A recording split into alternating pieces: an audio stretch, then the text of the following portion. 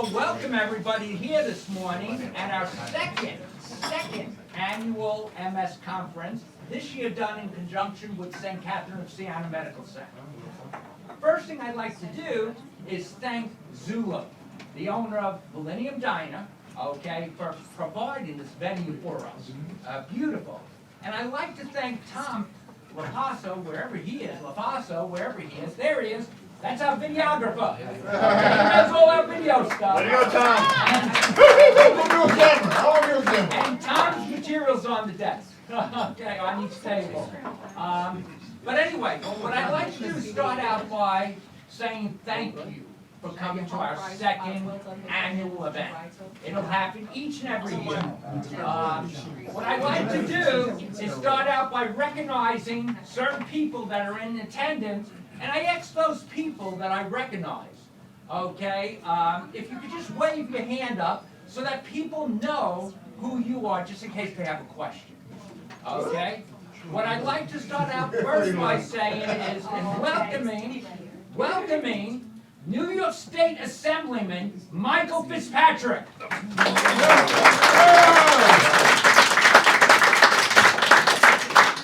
We have a few people from St. Catherine's here. I think Mary Ellen Cross is here. Okay, Mary Ellen. Okay. And John Perkins. You'll be hearing from them a little later. We have St. Johnland people here. Paul Wasser's here, right there. Safety Net Solutions, a top facility in Long Island dealing with safety in facilities and home. Kyle's here. Kyle, there you are, that way. I'm just going down. Also like to recognize some other people that are here. Village of the Branch Funeral Home, the biggest funeral home in Suffolk County, John B. Lanty. Now, John is a fellow board member with me at St. Catherine's of Siena Medical Center. And so it's good to have him join me for today's event. Where is he? Where's John? Yeah, he just stepped out. He just stepped out for a second. I didn't see your wave. Don't need him, don't worry about it, you're okay. I'm gonna wait and Couple of other people, guys. Couple of other people. Okay. Dan from Island Sports Physical Therapy. Where are you? Okay. We also have joining us here today some pharmaceutical companies. Tim is representing Biogen. And we have a representative from Bristol Myers. So we have a lot of different people here. The audience is very different and vast, okay, to provide a lot of education to you, okay? As we format this, I look at the fact that I try to bring, the society tries to bring a value to people focused on the world of multiple sclerosis. Whether you're business people, or you're patients, or you have a loved one that is, there's going to be a lot of information here. But before we start, and we do have at 9:30, Dr. Goodisblatt will be addressing on current MS trends. But before that, I'm going to ask my good friend, Michael Fitzpatrick, if he could give a little bit of an update over the last 3 weeks with the state budget, okay, and what that means for healthcare and in Long Island. Michael? Well, thank you, Gary. Welcome, everyone. Great to be with you. Very simply, the Governor Hochul announced her what's called a preliminary budget a couple of weeks ago. And since she's newly elected, she gets 2 extra weeks in which to present her preliminary budget. Statutorily, we have to pass the budget by April 1st. So we are now in the Ways and Means Committee undertaking the hearings for each of the segments of the budget. And healthcare is not until the end of the month. So the proposed spending plan is $227 billion. That's $7 billion more than last year's final budget, and that's what's called the all funds budget. That's state revenue as well as transfer payments from the federal government and other sources.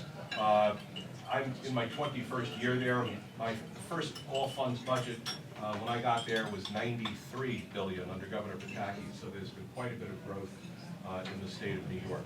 Not all of it, I think, sustainable, but that's a debate for another time. With regard to home care, because Gary asked me to just touch base about home care, there were a couple of items that I just wanted to share with you. It continues the increase for the home care worker minimum wage, which will be $7.7 billion, a $7.7 billion increase over 4 years. Long Island home care workers will have a minimum wage of $18 an hour beginning on October 1, 2023. It repeals the wage parity laws for downstate home care workers beginning on January 1, 25. These laws require that downstate home care workers be paid a base minimum wage as well as supplemental wages or benefits for a minimum rate of compensation. And it also creates a health insurance premium assistance program for CDPAP workers beginning on January 1 of 25. Individuals must attest on the New York State Health Marketplace that they are employed through CDPAP, be eligible for federal premium tax credits, not be eligible for Medicaid, and enrolled in a qualified NYSOH health plan. The premium assistance for full-time workers shall be equal to the contribution benchmark for the silver qualified health plan, with part-time workers receiving half that amount. The credits will be paid directly to the health plan. This has an associated cost of $61.9 million in fiscal year 25. And the new minimum wage proposal in the executive budget would cap the home care worker minimum wage at $18 an hour until the general minimum wage is equal to $18 an hour, at which point the wage would increase with the general minimum wage. So I know that may not apply to everybody here, but I know Kelly for sure is interested in that. But what happens, ladies and gentlemen, the governor presents her preliminary budget. The process of the hearings begins. We're undertaking those now. And then in mid-March, each of the houses will present what's called their one-house budget. And that one-house budget, they're passed, debated, and that's when we used to call 3 men in a room. It's now 2 ladies and a man go into a room. The governor, the Senate Majority Leader, and the Speaker go into the room and they negotiate the final package. That final package is presented usually a week or so, about a week before the April 1st deadline, and that's when the hardcore negotiating begins.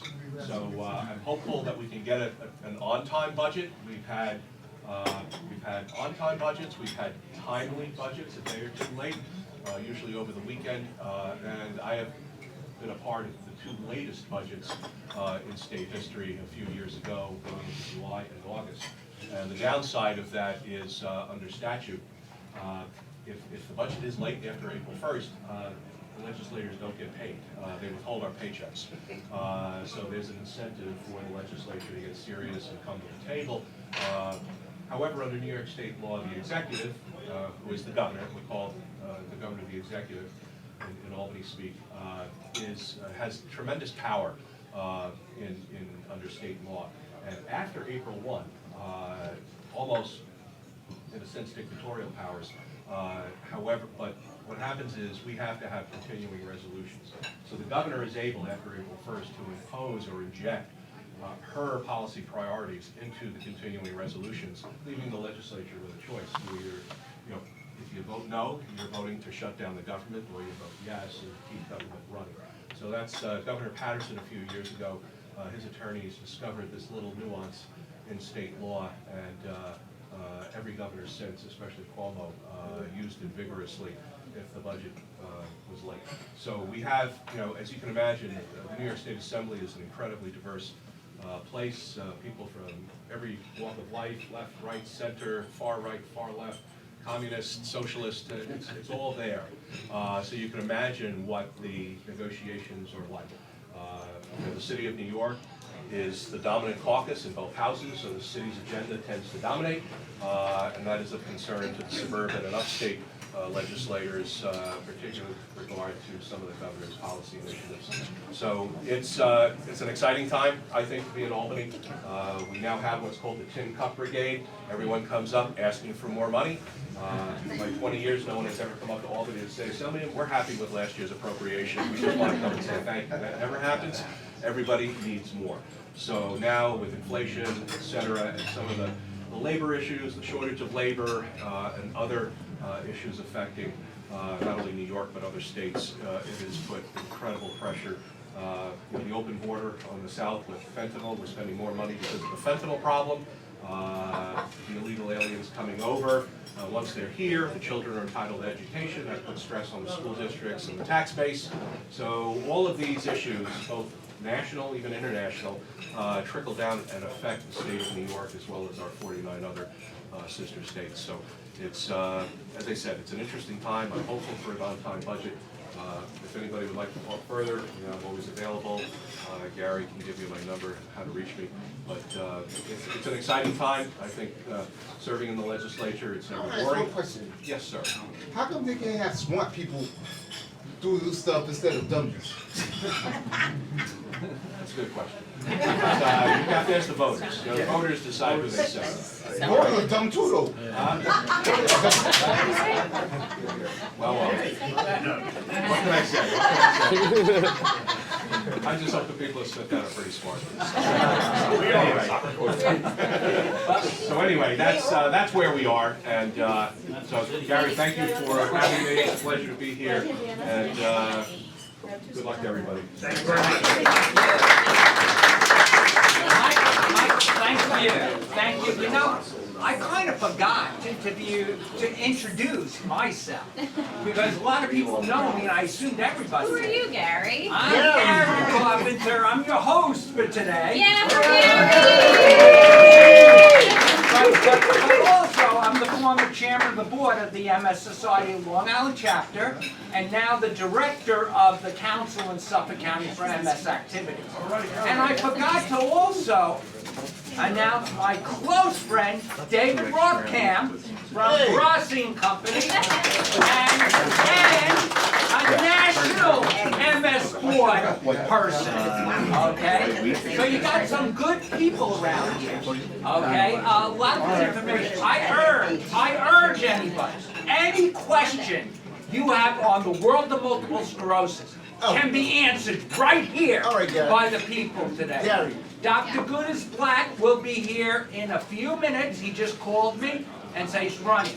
But before he shows, what I want to introduce our co-sponsor, okay, St. Catherine's of Siena Medical Center. St. Catherine is the pinnacle of the Catholic Health Service in Suffolk County.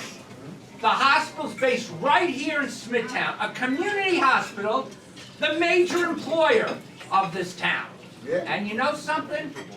I am so proud to be a board member of that hospital. Okay? What I'd like to do is ask Mary Ellen and John, if they could say a few words. Okay. Good morning, everyone. My name is John Perkins. Thank you for having us here today, Gary. Thank you for the wonderful introduction. And I hope to meet many new friends this morning. I see some familiar faces out there. And I've been with Catholic Health for 33 years. Believe it or not, I started at Good Samaritan Hospital in 1989. I have had the pleasure to work at St. Charles for 18 more years, and luckily enough, my colleague and work with Mary Ellen LaCrosse in here for the last 4 or 5 years. As we come together as a system, you'll notice things are going to get stronger and better. We're going to leverage all of our knowledge and things like that. So more to come on Catholic Health and St. Catherine's of Siena. My job currently is a community outreach manager. I focus on long-term chronic disease prevention, and as Mr. Michael Fitzpatrick mentioned about budgets and finance, my job is to try to bring free programs out into the community. I provide over 300 or 400 blood pressure screenings a year just for St. Catherine's. We do free falls prevention programs for balance, everything from nutrition programs in schools up to falls prevention and stroke prevention for seniors. So I just wanted to mention that there are currently 3 programs up and running for spring. They're free. We work with our community-based organizations. Have you ever heard of RSVP? Retired Senior Volunteer Program in Suffolk? What a wonderful organization. We work with them to help provide evidence-based programs. We're currently going to be offering a Living Healthy workshop, which helps to go over the emotional aspects of living with a chronic disease such as MS.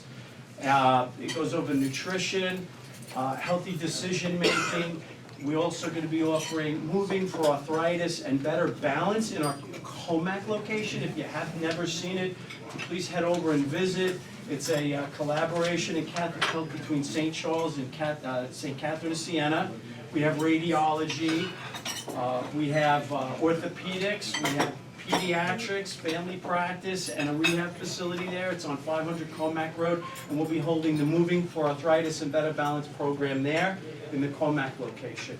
If you have any questions, I do have flyers available for all of those programs, and again, all free, but you must register for those programs, okay? There's limited space available, and it's a pleasure to meet you all. Thank you so much for having us here today.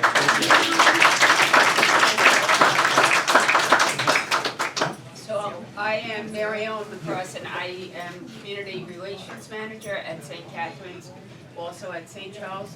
So you will see me out in the community to see what the needs are, how to bring the hospital out to the community and to have everyone be aware of the services that we have.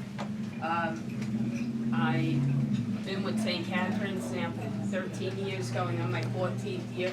You'll notice that John was Catholic Health for 33 years, I'm 13 going on 14. There's a lot of longevity in our healthcare system. It's just a wonderful system. We're so fortunate to have people like Gary and John out in the community being our cheerleaders. And if there's anything that we can do, please, I have my cards with me. I'll be happy to answer any questions after. Thank you. Mary. You know, our sponsor for today, Helping Hearts at Home, the biggest companion care agency in Suffolk County, okay, with an office in Palm Beach, Florida, based right out here in Smithtown. They service patients, their client base throughout Long Island. Kelly Lanzin is the president, CEO, founder of the company, a very big supporter of the MS Society. Very big supporter. She's the sponsor of this breakfast, last year's breakfast, and next year's breakfast.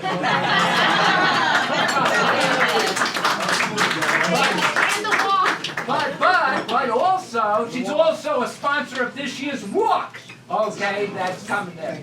I would like to ask Kelly if she could just talk just a little bit, a very short period, about Helping Hearts at Home. Kelly? Hi, everybody. My name is Kelly Lanzin. I'm RN. I own the company, Helping Hearts at Home. It started in like 2016, 2017. We're basic low-level companion stuff. If you need rides and stuff to and from like doctor's offices, or you want to go shopping or something like that, or you need help with laundry or meal prep, you need help with your exercise. That's the type of stuff that we do. Oh, that's good. Yep. So we've partnered with a lot of the local businesses that we find to be very good businesses to work with the MS population, and brought them here for you to meet them and speak with them and maybe learn something. Thank you.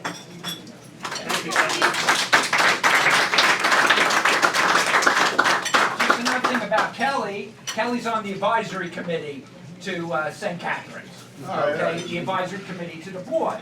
A very big person in the town of Smithtown. You know, a lot of people know me from speaking on the world of multiple sclerosis. And there's always one theme I go to, is the fact that the Multiple Sclerosis Society is the one voice that people with MS will always get an answer, will get their question, okay? Joining us today is Dana Mealy. Dana is the president of the Greater New York area of the Multiple Sclerosis Society. And I believe Annie's with her also. I'm gonna let Dana talk a little bit. Hi Gary, I'm over here. Thank you for having me, Gary. Thank you for hosting this breakfast. It's a pleasure to be here with all of you and to meet you. As many of you already spoke, a few words I heard that really stand out to me are community and partnership, and I want to add another word to that, which is connections. And that's why we're all here today. And the National MS Society exists so that no one has to face MS alone. And we're here to provide the education and services and programs, whether virtually, as in the world that we've been living in, but now getting back in person, and through our Navigator program where you can give a call, a chat, an email, and get access to any type of services that you need. We're taking a look at the people in our communities, we're trying to deepen connections, and we're here for all of you. We want to bring you all together, and we want to make sure that you know that there is a National MS Society that exists to help you, and to help your loved ones, and to be here to connect all of you. And so I just want to call out a few people and share what this is. What is this breakfast? And so we have councils across the whole country. We have over 93 councils, and that is to exist in places where we have identified that there is a need to really build that community. And so we've identified Suffolk County specifically as one of those areas in this vicinity that we are in. And so thank you, Gary, for hosting the Suffolk County Council. We appreciate your leadership and that you bring the community together. And if you know Gary, you love Gary. And I don't know anyone who loves this community more than you. So thank you, Gary, for the first.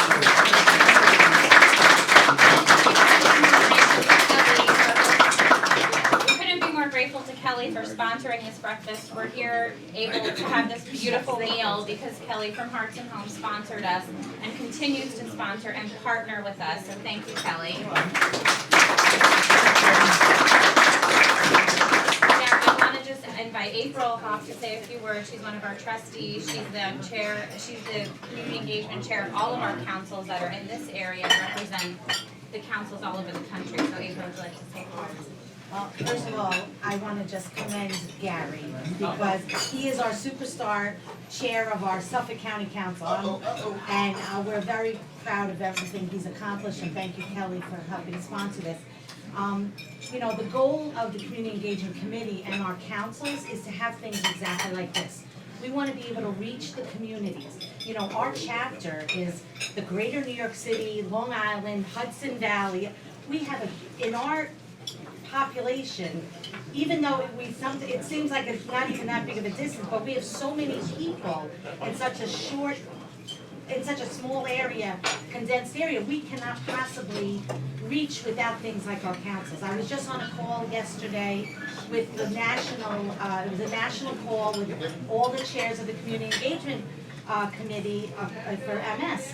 And, you know, these people have 2 states in there, and their population is less than ours in our small little area. And I was just saying how difficult it is for us to, you know, even in our small environment, and we were talking about that, and I have to say, we were talking about our councils that we have. We have Suffolk County up and running, we have Nassau County up and running, we have Queens County, phenomenal Queens County Council, run by Christine Bonds. She's doing phenomenal work. We're starting our Hudson Valley Council, and people on my group we had like a breakout session. They wanted to know how we're doing it.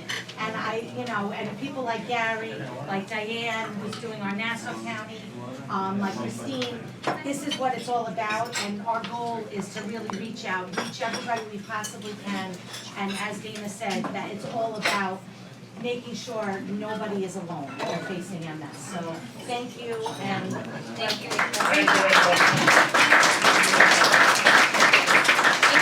April is one of our Board of Trustee members. We have Diane Engelhardt here from KPMG, also one of our Board of Trustee members. And then Gary introduced David Rockham, who is the chair of our board. He's also a National Board of Directors. So David, would you like to say a few words? Thank you, Dana. Good morning, everyone. Thank you all for being here. Gary, thank you for your leadership with the Suffolk County Council. April, thank you for your leadership as a whole with all the councils. And Dana, thank you for your leadership, you and your team, for what you do for the greater New York City, Long Island, and lower Hudson Valley area. For those who have, those families who deal with, and those who are impacted by multiple sclerosis. I am board chair now for my second stint. So I think I followed Gary on Long Island way back when, about 15 years ago. Way back. And it's been, as Dana says, the worst way to meet great people. There are so many wonderful people that the society has come in contact with, that the board has come in contact with, to really help all of you navigate, manage, and move your lives forward. As a national board member, I have the privilege of serving with 31 other trustees across the country that help to navigate the entire National MS Society here in this country. What's really most exciting about the work that we do is that while we lead MS activities here in the United States, we actually lead MS activities internationally as well. We're the largest organization, the MS International Federation. We're the leader in fundraising, we are the leader in research, we are the leader in service delivery. And all that helps all of you and all of your families as you move your lives forward. The biggest thing that's come out of the national board over the last, I've been on the national board now for 10 years and involved locally for I think 16, is Pathways to Cures. It's our largest MS research roadmap, which we promulgated and rolled out at the beginning of 2022. And it really has three key tenets: to stop MS in its tracks, to restore function, and to end MS forever. And we are closer to a cure today than we've ever been before because of the efforts of all of you.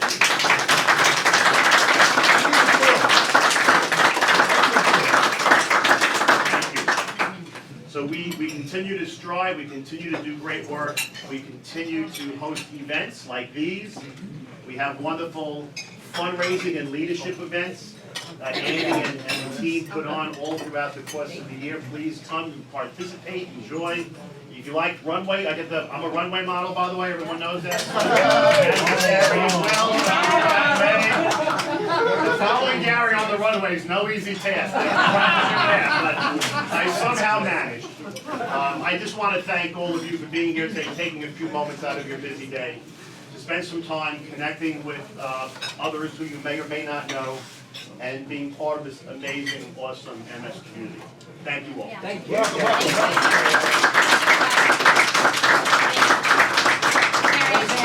Where's Annie?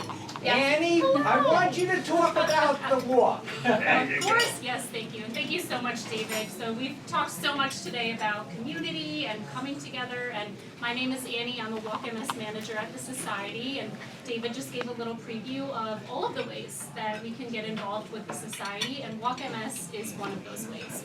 Walk MS is a no barrier to entry event. And by that we mean there are no registration fees, there's no fundraising minimums. It is often the first event when someone who is newly diagnosed or introduced to the Society participates in to really gain that sense of community with the Society that we are trying so hard to offer to everyone who's affected by MS. On Long Island, of course, we have one of the largest walks in the country. Yep. It's going to be on Saturday, May 20th, and I do have to give a couple of shout outs. We have some top fundraising teams here. Riccio, Aaron Arthur and his team. And I also really love to give a special thanks and shout out, of course, for our sponsor today and the first sponsor that we have signed on for Walk MS Long Island, Kelly at Helping Walk MS relies on the generous support of lots of local businesses to get involved, to help us promote awareness and to support this event. There are many ways that we can engage with local businesses at the walk, and one of those ways is sponsorship, just like Kelly is doing.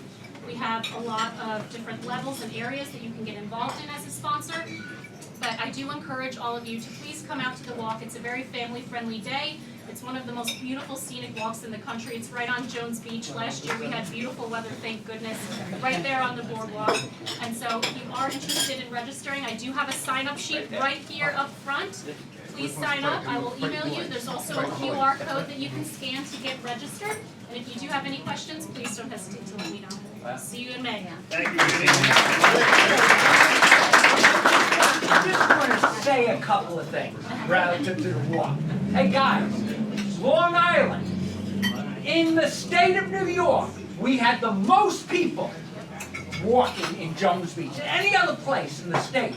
But we were number 2 in terms of money. Okay? There's only $100,000 that from 1 to 2. I'm already having conversations with corporate America, okay, to bridge that gap. Okay? If we have participation, we could be number 1 in the state of New York. And we will be. Annie is great in making sure that that happens.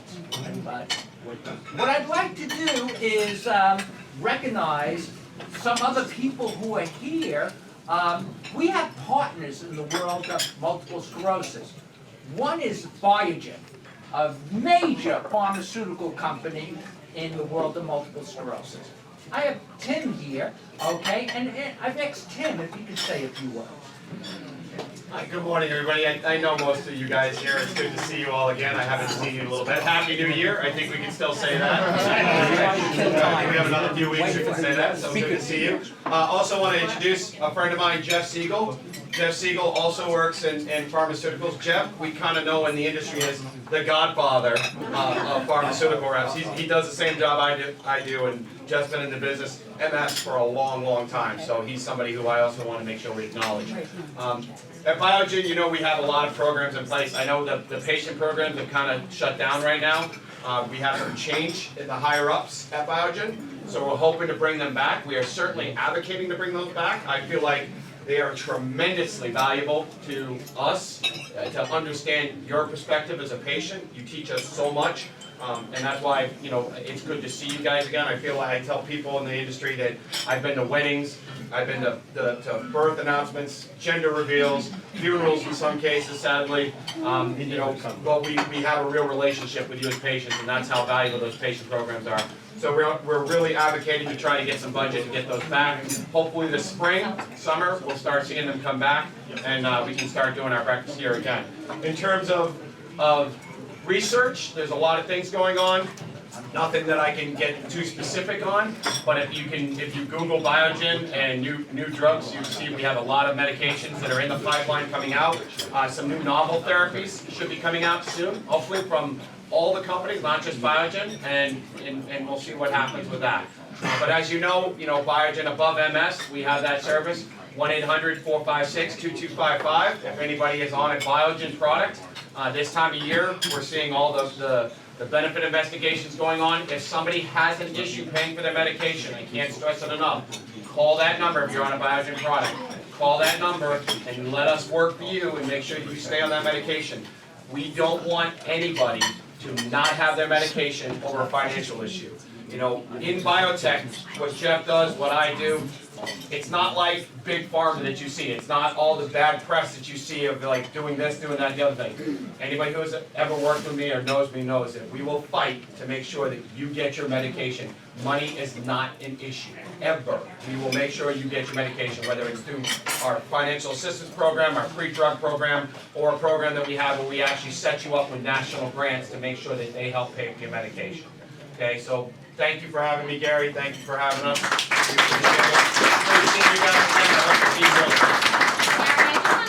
I just want to thank Biogen.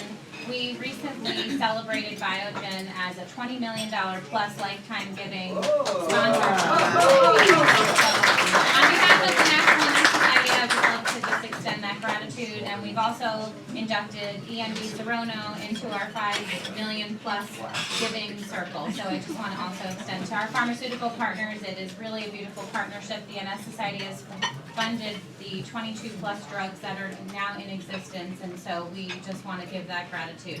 I also want to share and encourage all of you to visit our website, nationalmssociety.org. We have a lot of different virtual programs that you can watch and lean into. I would like to just shout out Debbie Bennett, who's here, who runs she's been at the Society for over 28 years, and she is really in charge of our programs, our support group leaders, and just bringing the community to all of you and connecting people. So thank you, Debbie, for all of your long time. Kindly coming back in person with several programs. We have a Black MS Experience program in May in Queens, and we also have a New to MS program in Brooklyn that we're hosting, and so this is very exciting to be back in person in the communities. We touched on our runway event, and I just want to shout out May 4th at the Heritage Club. We have a gala that's on Long Island. I want to recognize David Tannenbaum from New York Tent, who we're honoring at this gala. New York Tent is also a partner of the Society. I want to recognize Natalie Ramo, who's on the committee, as well as these ladies here, Rachel and Diane. And I just want to thank you all for being here to support the Society, so thank you. Thank you, thank you. And we honored Dr. Gudesblatt 2 years ago at our runway event. So we didn't get you to walk on the runway, so we might have to get you to walk the runway one day. It was the virtual 2020. So you know Dr. Gutman, right? It's so funny how relationships in the world of MS roll around. This year's honoree, David Tannenbaum. I saw him growing up. He was a kid. I think my kid, Patty, used to babysit occasionally for you. And you hung out with my daughters. You hung out with Danielle all the time, David. Okay. But anyway, right now, we have the speaker that we wanted to all hear about, Dr. Mark Gudesblatt. Dr. Mark Gudesblatt is the medical director of the Comprehensive Care Center at South Shore Durham. A noted physician dealing with the world of multiple sclerosis throughout New York State. I had the honor of meeting Dr. Gudesblatt when I was chairman of the board of the Long Island chapter. We had a clinical advisory committee where the doctors would meet with us, give us good information, trend what's happening, educating my board, educating my community. That is what Doctor does today. He's continually giving education to his patients and the community. Dr. Gudesblatt.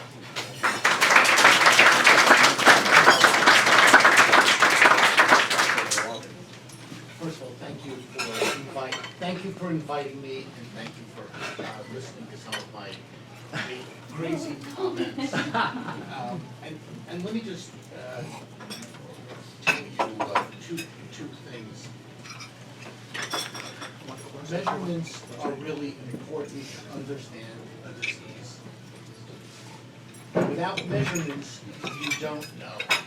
A few weeks ago, I was speaking at a conference about digital outcome measures, and someone asked me for my bio slide to introduce me.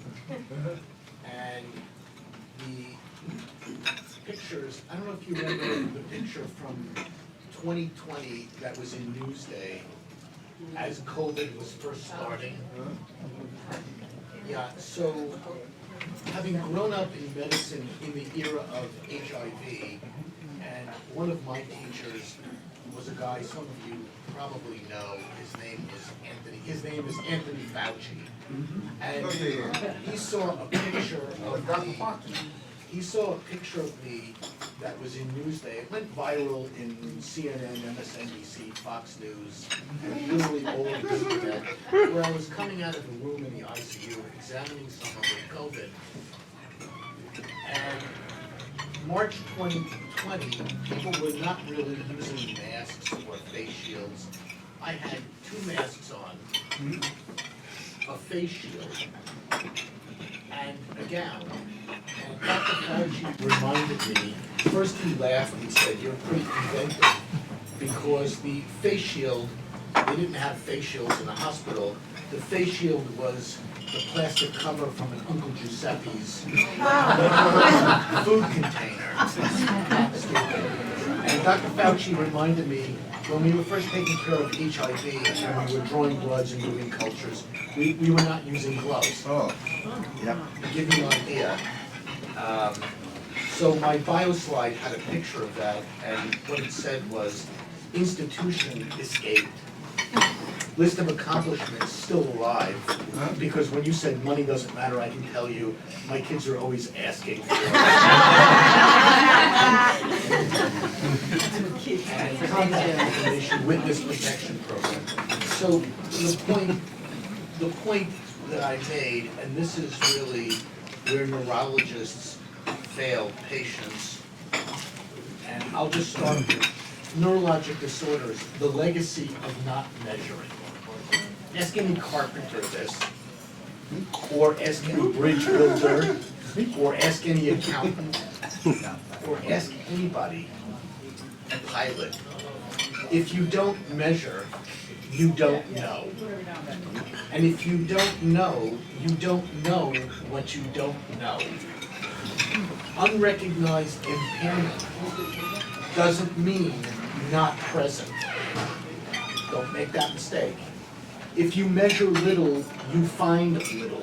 So ultimately, for diseases, whether it's multiple sclerosis, Alzheimer's, Parkinson's disease, measure what matters. And what matters to you may be different to someone else. Measurements are really both quantitative and multidimensional. Don't fool yourself with a one measure, because that gives you a very limited appreciation of dimensions. If you don't know it, it can hurt the patient. Your entourage is in here. Time can really matter because disease can change, progress, evolve. Don't guess with someone else's disease. And the last comment on that slide was, your decisions impact so many other people beyond the patient. Really all obvious comments, but it's really kind of sad when you have to say this to an audience of doctors, because how good is a neurologist in recognizing cognitive impairment in people with MS? Any idea? About as good as a coin toss. Take a disease, Parkinson's, Alzheimer's, MS, that unravels this network, and think about how good people are, because ultimately walking is one thing, but without your brain, everything else is really lost. So let me just make a couple of comments. MS, disease or label? And the answer is doctors like to have labels: Parkinson's disease, Alzheimer's disease, multiple sclerosis, breast cancer. But don't make any mistake about that. Precision oncology is based on genetics, receptors, hormone status, biomarkers, and without measuring, identifying why someone responds to this medication or not, the answer is we group things together. So disease or label, the point is it's a construct for communication. How we communicate. This is not Lou Gehrig's disease. This is not Parkinson's disease. This is multiple sclerosis. But don't make that mistake. It's a label for communication. So really, the good, the bad, and the ugly. MS used to be called the crippler of the young. Does anybody remember that? So over 25 years, we have roughly 25 different medications, and more to come. Except treating symptoms lags behind, and repair lags behind. However, multiple sclerosis is the beacon for many neurologic diseases. If you don't know that, well, know that. Because Parkinson's disease, we have many medications for symptoms, none for disease modifying. Lou Gehrig's disease, we have one medicine that may extend survival, that's a funny word, survival, by 6 months. And from my perspective, if my extension of survival is on the good part of my life, thank you. And if it's not, you didn't do me a favor, from my personal perspective. So, over 25 years, we've had multiple medications, and you can argue which medicine is better, what's the right medicine for the right person at the right time, for the right reason. We can argue that, we can discuss that, but having options is an embarrassment of riches. It's really quite impressive. So, let me just talk about the brain as an electrical symphony or an opera. And if you don't like music, it's hard to appreciate. You can be a painter and you can create something in 2 dimensions that other people can appreciate. A composer, you're writing, it's so funny, in 2 dimensions, but there's cadence, there's rhythm, there's accentuation, there's volume. There's so much to music, how someone interprets it, whether you like this music or don't. But the composer is writing on a piece of paper that is longitudinal, it's depth, it's open to interpretation. Now, when you're a performer, you're interpreting. But the amazing thing about symphonies or opera, you have multiple lines in your composition. You have multiple players in your orchestra, many flutes, many violins, many trumpets, first and second chairs, and they all contribute to what you hear. And it's funny, after the performance, someone says to you, "Did you like it?" Now, how pathetic is that comment? No one goes and says, "I'm listening to the second violin, it was really beautiful." How odd is that? So the brain is an electrical symphony. Think about a child as they learn to walk. It's so funny watching them try, and until they get it right, that's called brain learning. And then they learn their motor programs of acceleration, movement, gravity, torque forces. There's so much to learn. And then you watch a little kid as they learn to run, it's panic. They can walk, but they can't run until they learn to run. That's brain learning. And then watch them as they learn to play soccer. And most people have probably seen kids play baseball or soccer. They run, kick, stop. Run, kick, stop. Until they learn to run, kick, and it becomes the development. Watch professional soccer, it's really quite amazing. Or football, or basketball. You have this 250-pound guy who's running down this court, and I do mean running, and they're dribbling a basketball, so they change their center of gravity. They can stop on a dime, they have court vision, they know when to pass off. And look at the people like Michael Jordan. Look at how he can change his movement in space on a dime, draw in a defender, or pass off or score. That's the symphony of dance, of movement. Watch the Olympics, the ice dancers, the ice skaters. So it becomes this trajectory of learning. And it's really quite amazing how the brain learns to judge movement, space, coordination. Watch a 3rd grade pitcher. They're a short-armed pitcher. Watching the major leagues, it's a dance, it's a ballet, it's synchronized movements, joints, rheumatoid arthritis, the joint don't move like you think it's going to move. And think about a disease, Parkinson's disease, changes your motor program. Multiple sclerosis pokes holes in this network. So it's not synchronized, it's not efficient, it's not effective, it's not consistent, it's not reliable. But performance and daily activities are all about being reliable, consistent. Oh, my goodness, that's not reliable or consistent.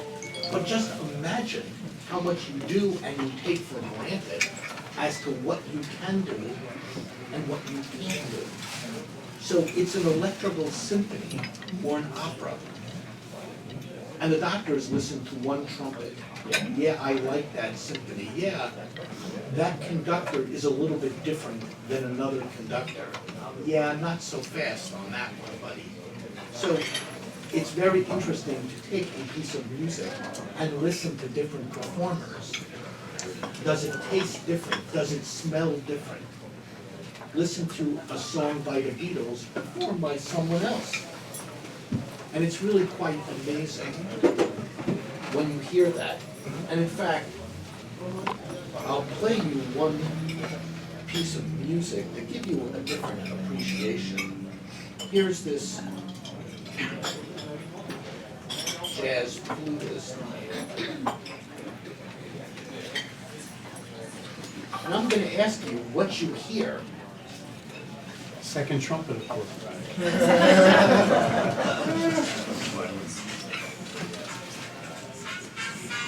It sounds like reggae, doesn't it?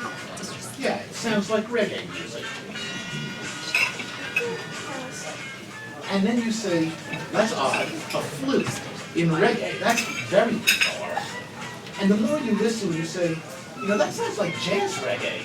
That's really weird. So you're listening to flute, jazz, reggae. Now, does anybody know what the song actually is? Nope. Any idea? You've all heard this song a million times. I just know hip hop. It's called Obla Di, Obla Da by the Beatles. Okay. I was too young for that time. Everybody hear it now? Yeah.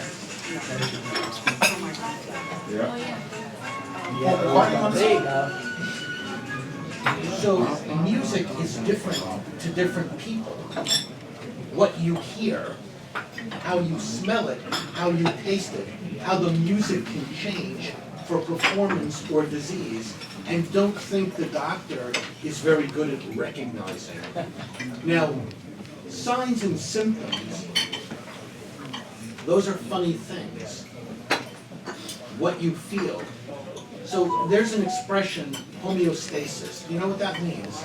When everything's within your comfort zone. When something's out of your comfort zone, do you know what that word is?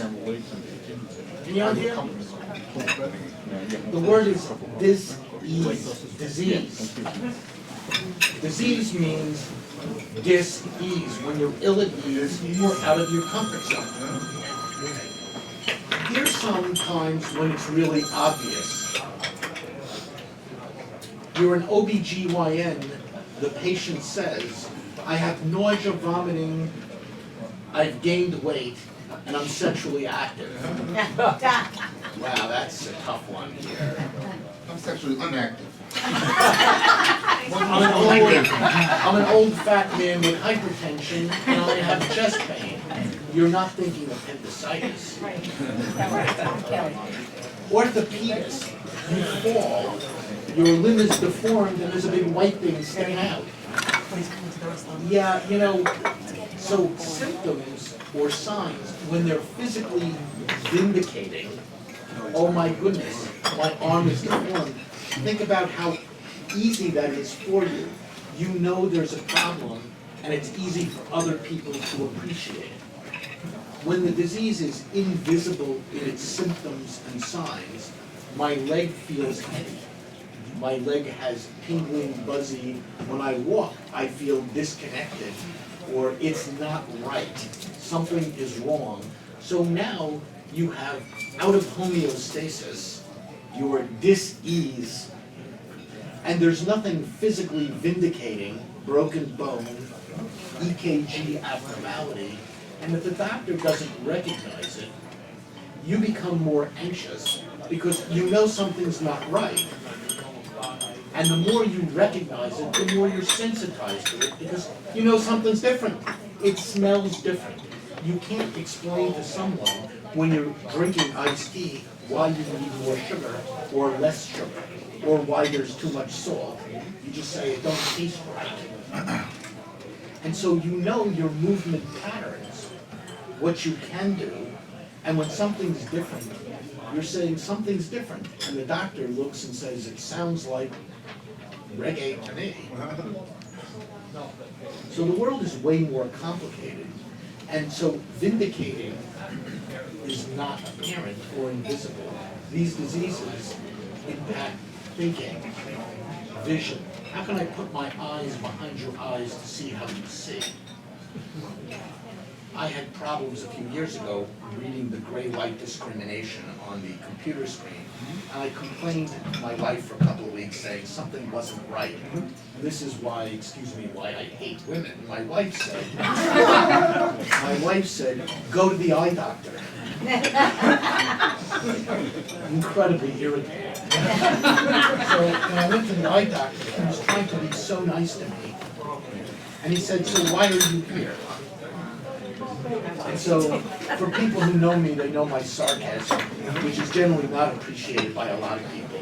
I said, I have back pain, hemorrhoids, and I had a seizure in the parking lot. Why the hell do you think of that? And after he examined me and did a battery of tests, he said something incredibly intriguing. He said, how long have you had cataracts? And I stopped for a moment, and I counted to 5. And then I said to him, about 5 seconds. What the hell would I know? All I know is I can't see right. And I couldn't explain what I couldn't see because it just was different. It was different. I didn't want to be complaining, oh, I have cataracts. Oh, I have MS. Oh, I have Parkinson's disease. You can complain, oh, this food is too hot. It doesn't taste good. I don't like your tie. I don't like... And people don't say what they mean all the time. Because how many times have you been to a friend's house for dinner and you think, oh my God, that is the worst food I've ever had. Not so bad, well, okay, okay. So the misrepresentation or delusion is the physical symptoms that are validating. It's the misperception that's not. You take, this is the learning process. I scratch my arm. There are transducers in the skin that change pressure to electrical activity. And it goes up the line, makes a few stops, and the brain interprets it. And this is your learning. This is sharp, this is a rub, this is hot, this is cold, this is wet. And so it's a multi-sensory experience. But just imagine the multi-sensory experience is distorted, deformed. The electric wires are not conducting. You have static. You're talking on the phone and you say, I'm sorry, I couldn't hear you. Or the call drops, let me call you back. Or you're on a video call and it freezes. Well, imagine the similar thing happens with sensation. And you're trying to say to someone, oh, I feel like I have bugs crawling on my arm. Well, that's your brain saying, this electrical storm sounds like bugs on your arm. But it's an illusion, a misinterpretation, unless there are bugs on your arm. Now, imagine you've had your arm chopped off. Oh, wait. The electric wires are hanging out. They make some abnormal connections. And the brain interprets that. And imagine going to the doctor saying, my thumb hurts. The doctor says, you don't have a thumb. My leg hurts. You don't have a leg. That's called phantom limb. MS, it's not phantom limb, but it's electric wire disconnection. It's misinterpretation. So how are you explaining to someone what your impression is? My leg is heavy. My leg doesn't listen. What do you mean? Yell at your leg? Give your leg attention? So it becomes this misinterpretation. And this is the miscommunication between patients and doctors. This is the miscommunication between symptoms and how you articulate. My kids, I give a very difficult time. They're very careful how they speak and what they say, you can imagine. Because when they were younger, I used to abuse them. And I'll tell you one of the abuses. We would do jigsaw puzzles. But you're not allowed to look at the picture on the box. That's number one. Number two, I would take pieces of the puzzle out of the box. Oh.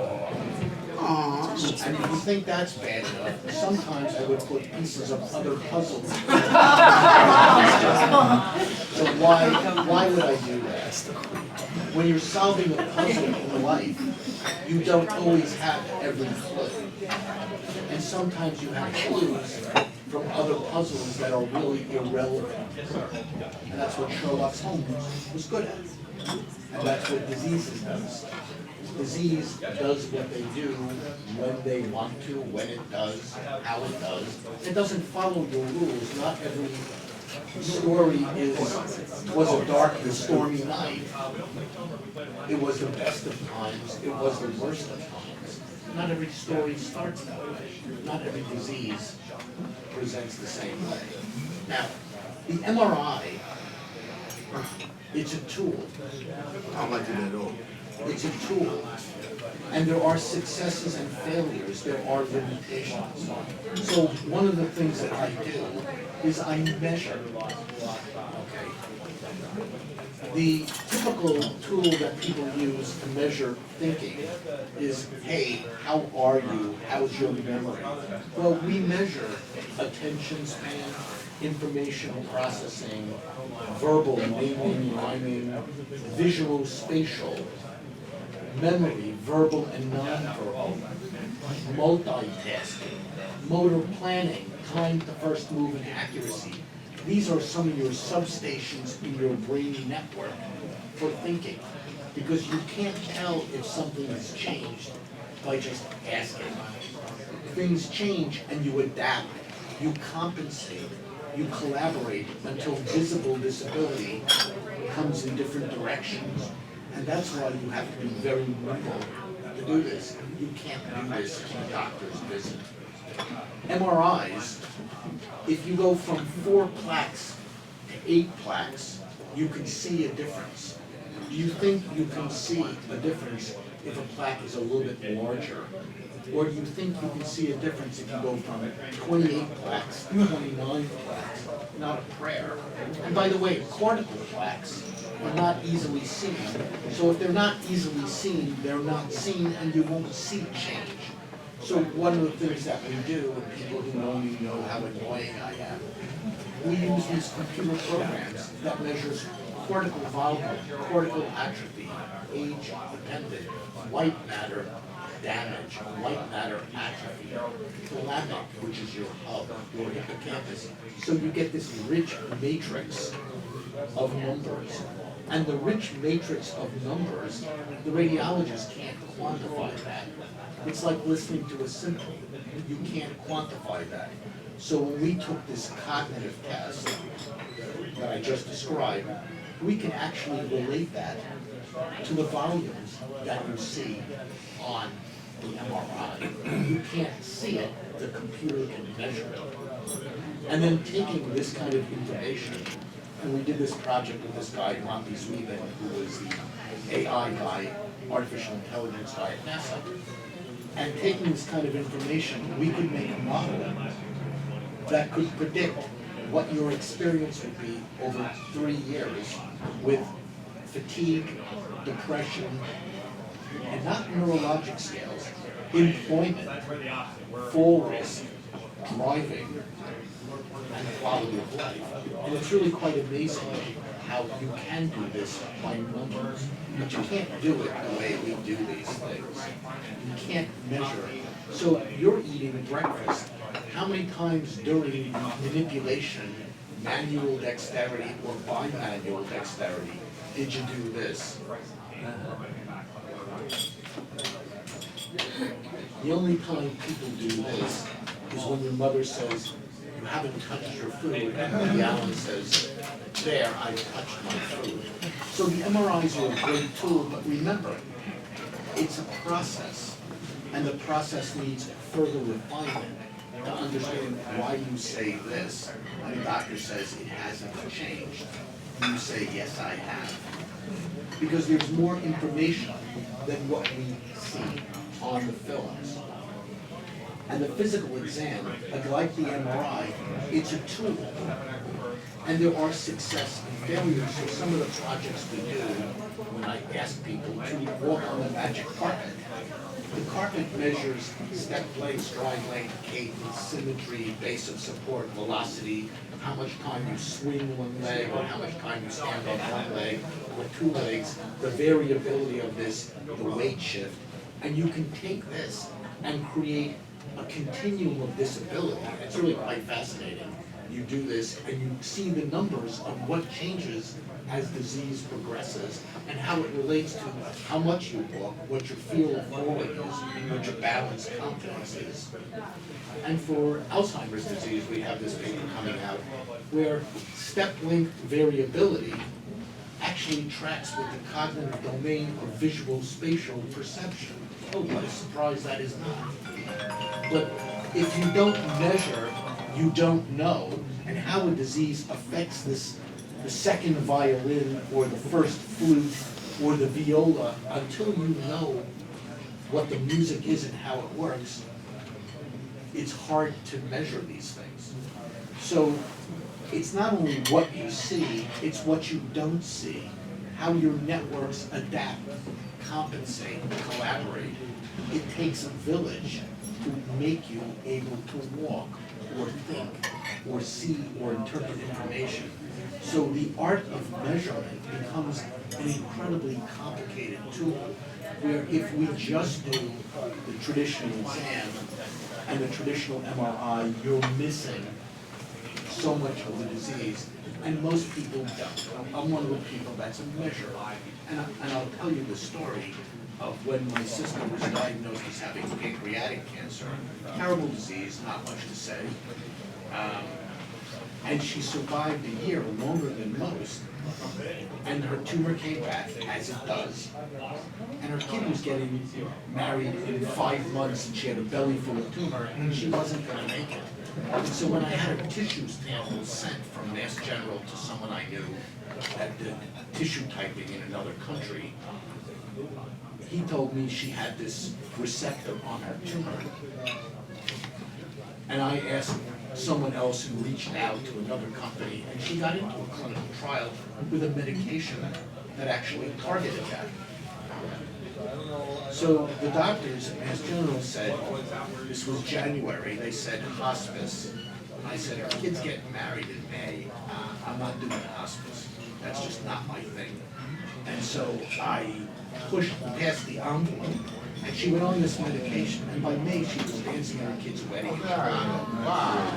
And when the trial ended in June, August she needed a colostomy, in September she was dead. She died on her birthday. The point of that is understanding how disease changes and understanding the right drug for the right person at the right time for the right reason. It's way more complicated than you imagine, and it's way more complicated than your doctor appreciates. I'm one of those people that's really annoying because I like to know these things. I obsess over this stuff, and I don't care what the disease is. I want to know how you do a better job. And for the people who see me that I've done these doping tests, I can tell you, you've made a big difference because the FDA loves this stuff. A couple of weeks ago, when I was having this conversation, they said, wow, you know a lot about this stuff. You should come work here. And I was like, I have a day job. Yeah, so disease is a funny thing to treat. And let me explain to you disease progression. Relapse, visible versus invisible. If you're not aware of it, it didn't happen. That doesn't mean it doesn't happen.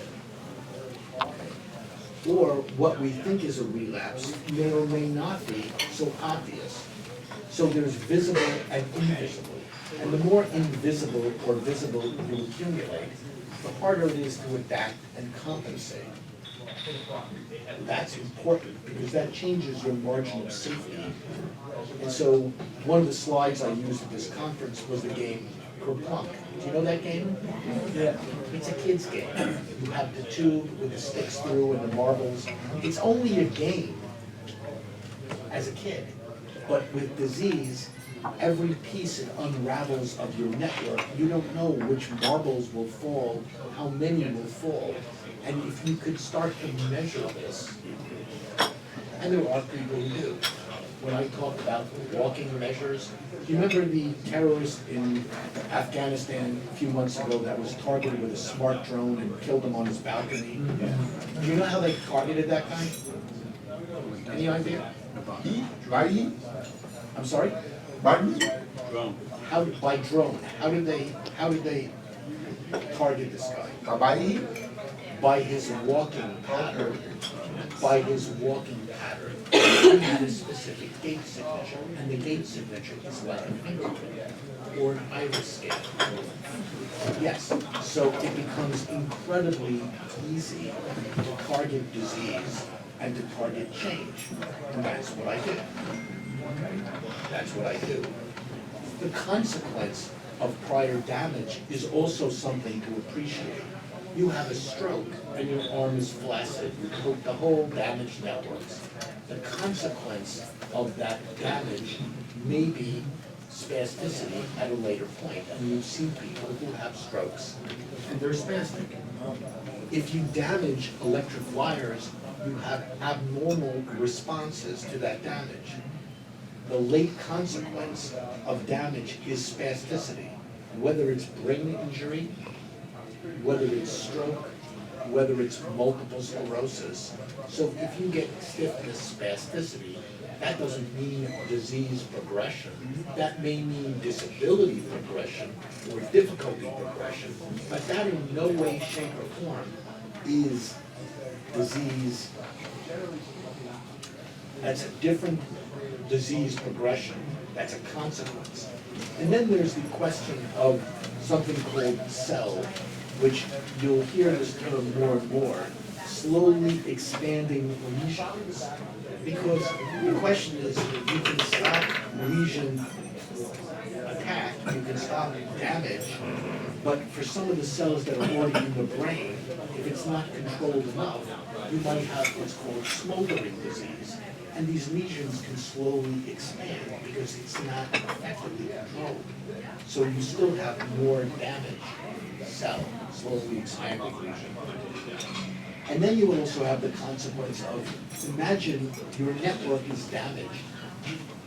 Your brain is compensating, collaborating, adapting, and it's running on overdrive trying to make this work. How long can you run your engine? At 70 miles an hour in second gear, you now have 70,000 miles on your car. That's very different. And so mitochondrial failure is another. You just burn your engine out. So progression is funny things. It's funny things, and people only see different aspects. You see what you see, and it's the illusion game. So the labels that we use, relapsing, remitting MS. Relapses are attacks you're aware of. So if you're not aware that it didn't happen, remitting means it goes away, and the answer is it doesn't go away. It always leaves you with something. Primary progressive, you don't see relapses. Oh, I'm sorry, so if you don't see relapses and you don't measure cortical plaques, and I'll make the comment with B-cell depletion, Ocrevus, for primary progressive. Here's the peculiar thing. The drug got approval because it treated primary progressive, but it was driven by enhancing plaque reduction on the MRI. So I'm sorry, if it's primary progressive, there are no enhancing plaques. So the definition of what's primary progressive, doctors change definitions based on the day of the week of the month. So be careful with labels of RRMS, secondary progressive, active progressive, because we don't know. We're trying to fit our labels onto a disease that does what it does. We're not even sure it's the same disease, why it's more aggressive or malignant or less in different people, why you respond to this med and your sister doesn't. There's something it's telling you a story, but we're not very good at listening to the music. So ultimately, we try to fit the disease into our labels. And it's our labels that have to be modified to fit the disease. Because the disease is a family of diseases, whether it's breast cancer, Alzheimer's, whatever. Okay. Ultimately, with smarter measurements and smarter biomarkers, understanding what type of damage requires what type of treatment. And the comment that I'll use is, again, if you have a urinary tract infection and you find out, wow, it's a fungus, not a bacteria, you're not going to use an antibiotic. If it's an STD, you're not using penicillin. So based on what the culture grows, the antibiotic choice is driven by what the bug is. Oh, and not all treatments are sensitive. Not every disease is sensitive to every antibiotic. Some are sensitive, some are resistant, and some are meh. Kind of, yeah, not so great, yeah, it does okay, but not so great. And then some you're allergic to. So antibiotic treatment is targeted. That's smart treatment if it's done with culture and sensitivity. Hypertension, now I'll tell you how bad it is. There are beta blockers, ACE inhibitors, calcium channel, afterload reduction, diuretic, and another class which I'm allowing on. And then there's combination drugs. I have hypertension. I went to the doctor and he said, I'm putting you on this drug. And I said, why not this or this? And he said, shut up, I'm the doctor. He said, this always works. Well, after a couple of months it didn't work. He had to change the dose. And after another couple of months, I needed a second medication. And I didn't want to say to him, this is why it's called you throw shit against the wall. Thanks. Because I'm annoying as a patient. And the point is, MS, we don't have good biomarkers. We do have many medications and many choices. Know the goods and the bads and the sequencing, because medicines can have legacy effects, combination effects, and not all things are equal. Do you remember the movie Boy in the Bubble, John Travolta? Yeah. So people with immune deficiencies, recognized or not, those people have a higher rate of infections. That doesn't surprise me. So what's the incidence of immune deficiencies in people with MS? The answer is, wait a minute, it's not an immune deficiency, it's an overactive immune system. Well, it's actually an unregulated immune system. So you've got some of the morors and some of the lesser morors. And so the question is, how many boy in the bubbles, what % of MSers are boys in the bubble? And that will be published this year. And the answer is about 25%. So if you take a medication and you have one of those things, do not be surprised that you have frequent infections. There's a reason. There's a reason why these things happen. I'm one of the people that likes to understand why these things happen, so it can be predictable. You can do smart medicine. We're not there yet, but the point is, imagine building a platform, which we've done already, where the patient voice can be enhanced.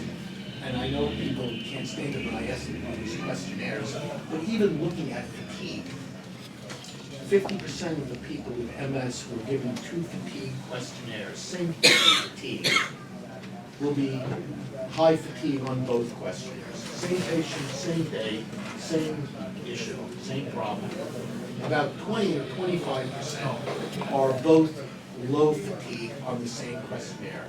And about 20-25% are high on one, low on the other. So it depends upon how you ask the question. And so fatigue is a funny thing. You don't sleep well, you have sleep deprivation fatigue.